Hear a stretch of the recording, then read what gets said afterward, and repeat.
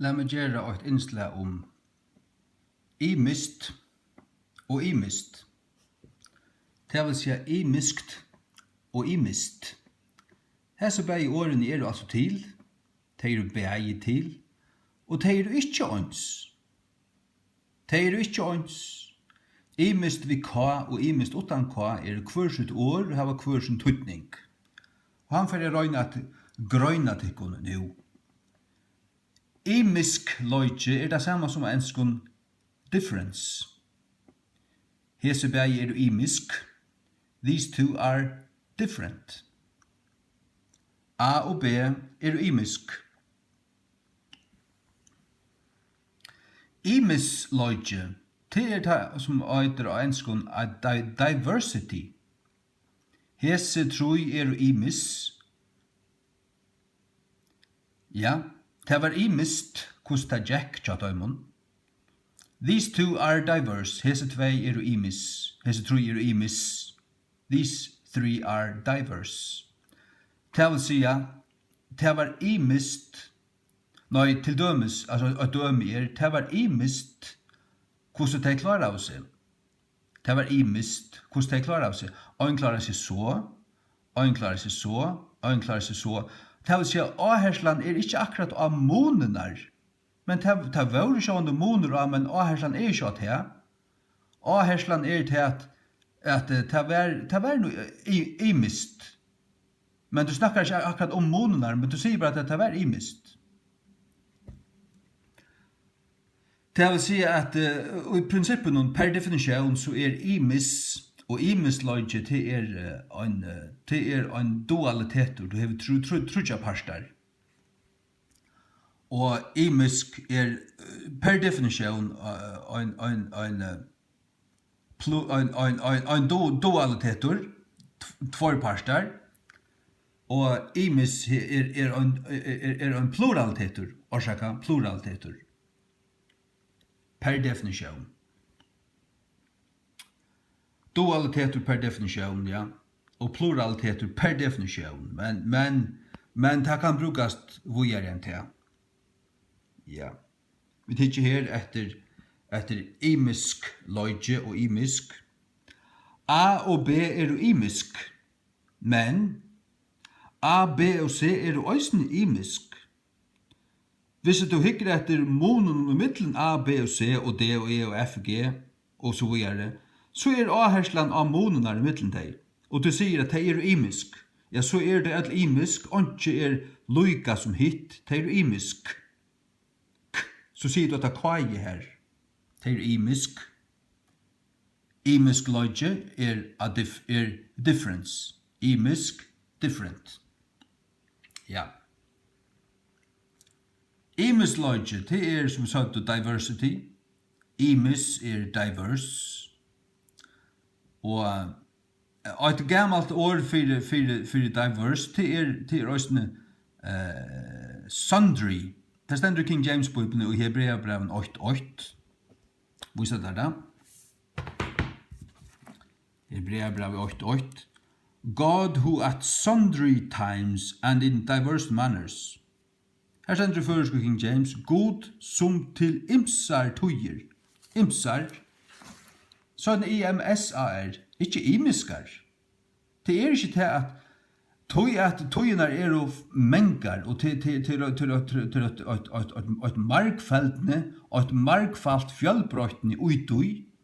Tøy det pluralistisk. Tøy sier ABC. Tøy sier at det per definisjon en pluralitet utøy.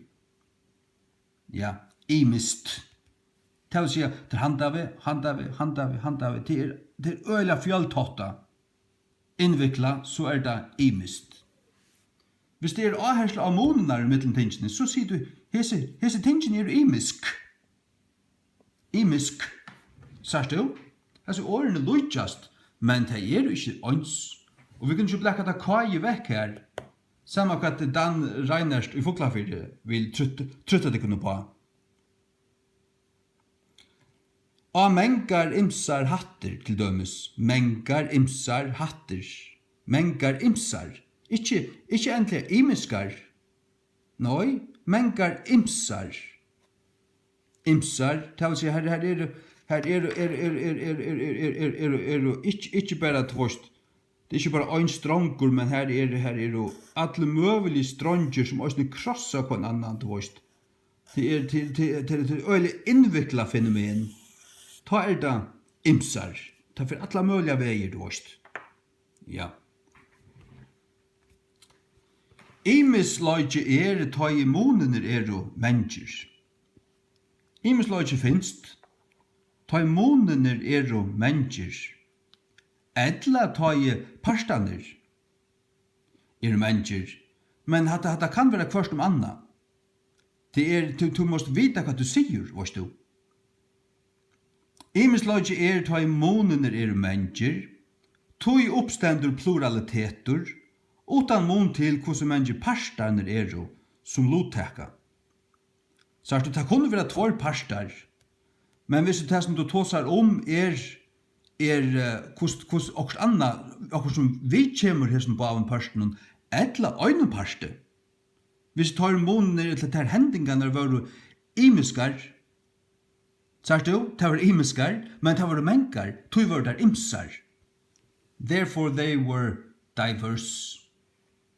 Diverse, ja.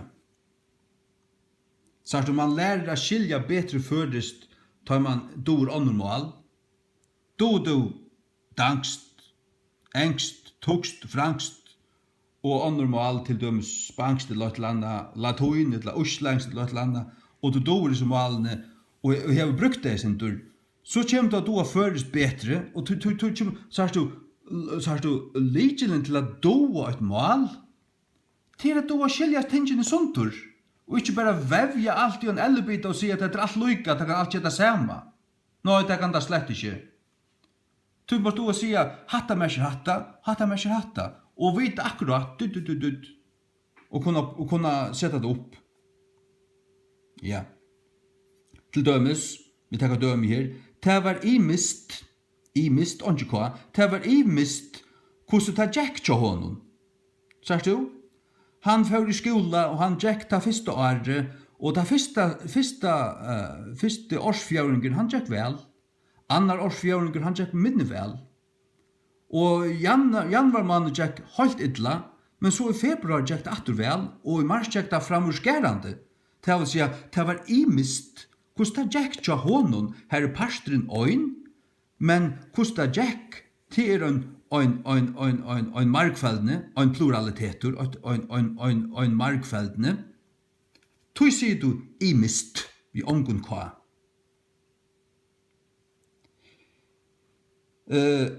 Utkomman får imsar veier og i øynun aframhalte.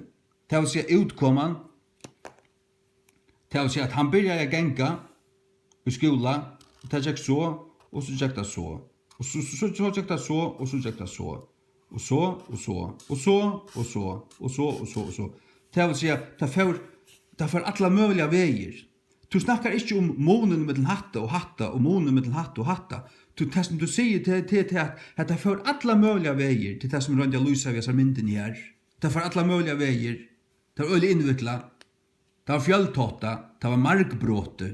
Det var en markfellende utøy og en pluraliteter utøy. Ta sier du imist vi angun kva. Ja.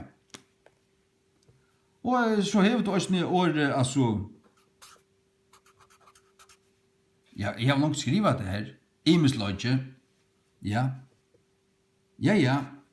og imser, og imisur, og alt dette her, du finner det ut av språtene, men problemet er at språtene man kan høyla, det var du.